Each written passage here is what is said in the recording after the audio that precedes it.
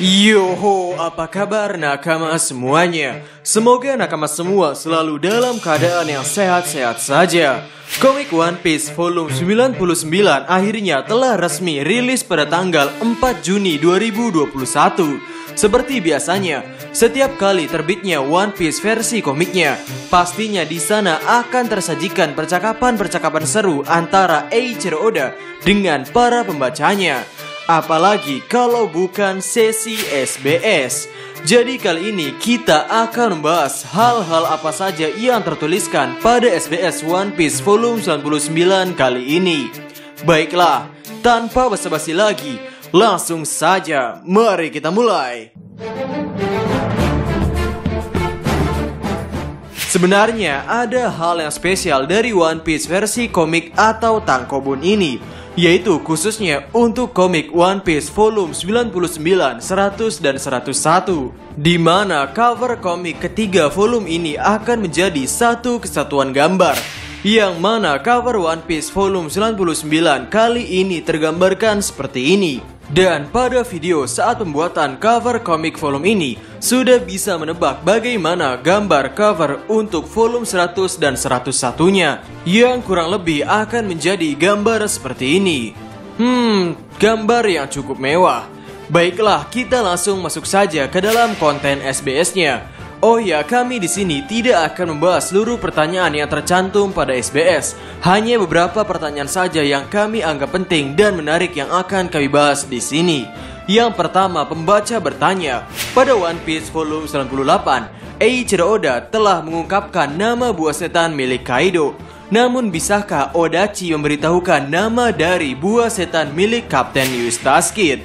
Lalu Oda Sensei pun menjawab, namanya adalah Jiki Jikinomi atau Magnet Fruit. Oh, apakah aku belum menyebutkannya sebelumnya? Buah setan ini memberikan pemakannya untuk memanipulasi benda metal dengan daya magnetnya. Aku rasa seharusnya aku telah menyebutkannya di salah satu tempat pada cerita utama One Piece. Baiklah, suatu saat aku akan menggambarnya pada cerita selanjutnya. Ya, dari jawaban Oda Sensei ini, terlihat Oda sepertinya lupa bahwa dia belum pernah mengungkapkan nama buah setan Kid. Hoho, wajar saja, Oda memang manusia yang terkadang ada hilafnya.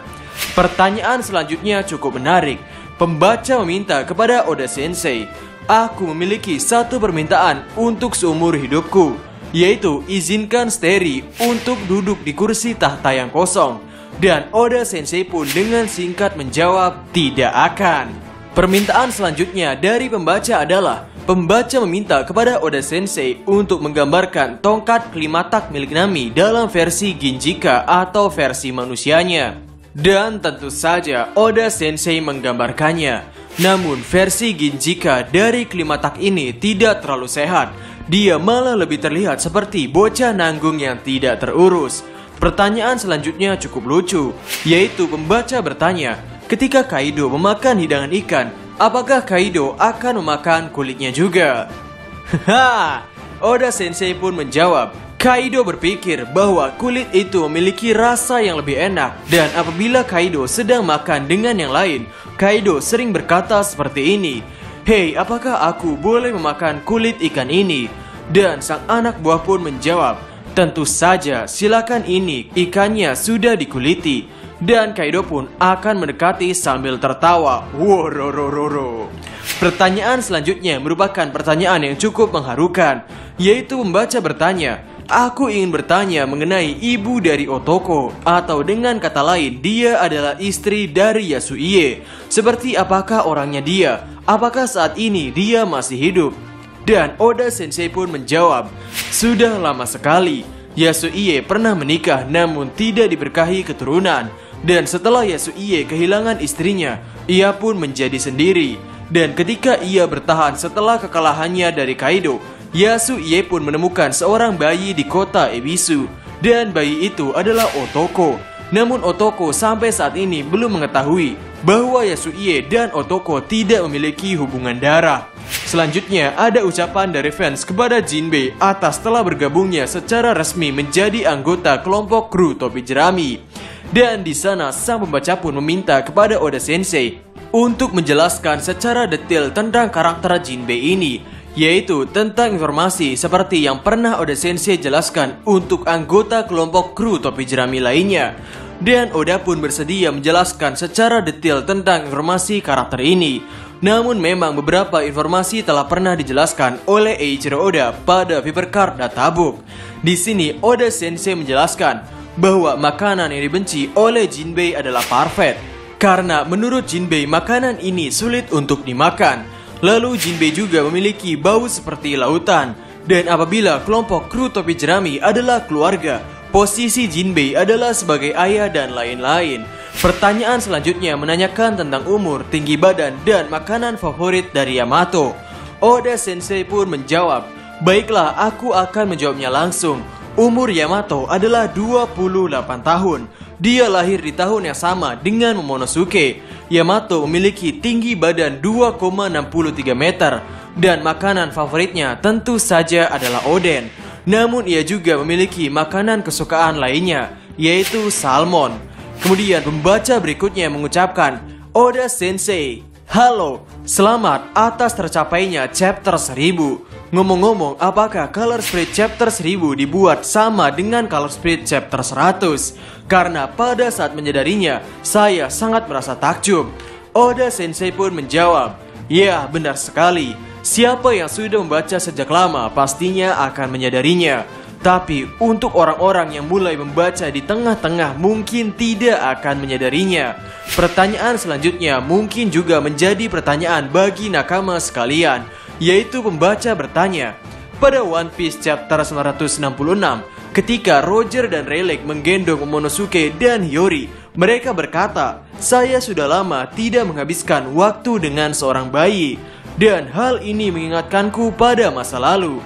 Namun di masa lalu dalam hal ini, bayi siapakah yang dimaksud? Saya tidak melihat ada wanita lain yang menaiki kapal bajak laut Roger. Lalu di sini Oda Sensei pun menjawab dengan panik, apakah aku menyebut seperti itu? Itu hanya... mari kita skip saja bagian itu sambil tertuliskan SFX bersiul. Terlihat sekali di sini Oda Sensei seperti sedang les tidak mau mengatakan hal yang sebenarnya. Sebenarnya ada apa ini? Kemudian pertanyaan selanjutnya cukup menarik. Pembaca bertanya, Oda Sensei pada chapter 978, di sana ada seorang gifter yang berteriak Fang, dan dia tentu saja orang yang berbeda dari Kaku dan Hamlet. Apakah artinya ini Smile dapat diproduksi dengan banyak jenis?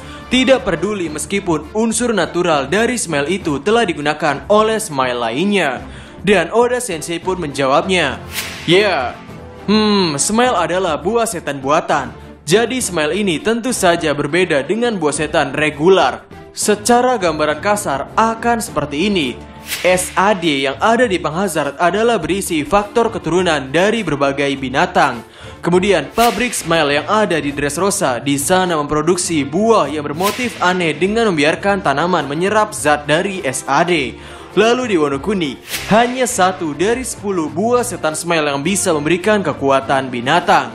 Jadi dengan kata lain, Smile ini tidak berkaitan dengan buah setan aslinya.